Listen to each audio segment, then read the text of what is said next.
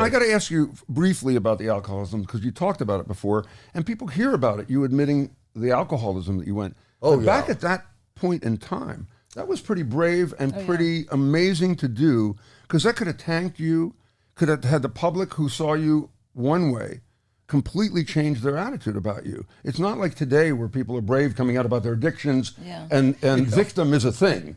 This was a major thing. How did you decide, Dick, that you were going to go public with that? Well, I just thought I should. You know, I knew so many people who couldn't get out of it. I was in my 30s, and I didn't drink. I moved to a neighborhood out in the island where they had parties every Saturday. And I started to drink with them. Before I knew it, I was hung up on this stuff. I couldn't believe it. Same with smoking. But did you use you use the alcohol because you had nerves for performing? Did it help? No, I never drank at work or before work. Socially. So it wasn't about performing. Now, you had anxiety. You had debilitating anxiety for a while, right? Yeah, I did. But, you know, I don't know that's important now. But what's Socially, he's shy. Yeah. But so he it was can all perform. social stuff. So do you feel like it did not ever have an impact on your work? No, I don't think it did. I remember a couple of times, what was I doing? Music Man. I did it for a year on the road. And a couple of times we'd go out at night and I'd have a hangover the next day. Right. And doing trouble with a hangover is... That is trouble. So that's even more interesting to me because it wasn't impacting your work, you had to assess, I don't want this in my life. Yes. It wasn't that you weren't going to make a paycheck. It was that you just got to a point where said, this is not what I want to be doing. You go, an alcoholic will go from a happy drunk eventually into a mean drunk and an unhappy guy. And I was getting testy.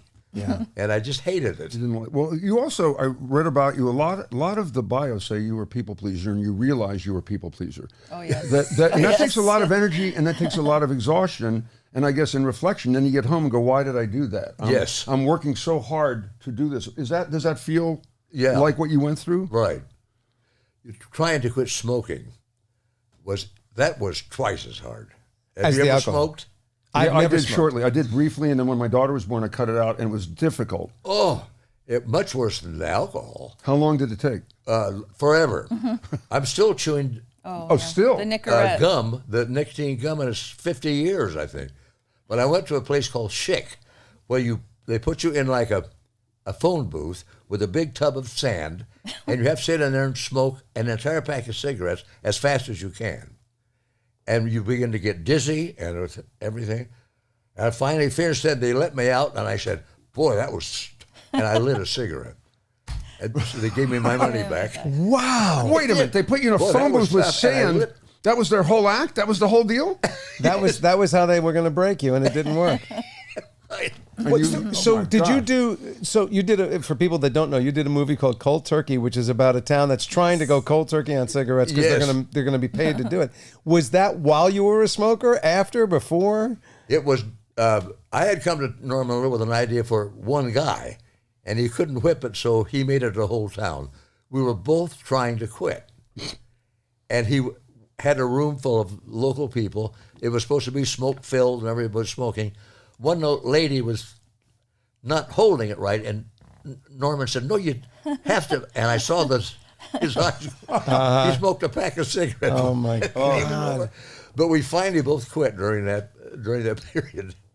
Well, God, that was fun. If you look back to the 50s and 60s, by the way, they had ads with doctors smoking cigarettes and saying how good it was. That was also a different time on how to promote that stuff. You did commercials for that. Huh? You did commercials for cigarettes. Mary and I did a commercial for cigarettes or something. Kent. And my God, did we regret that.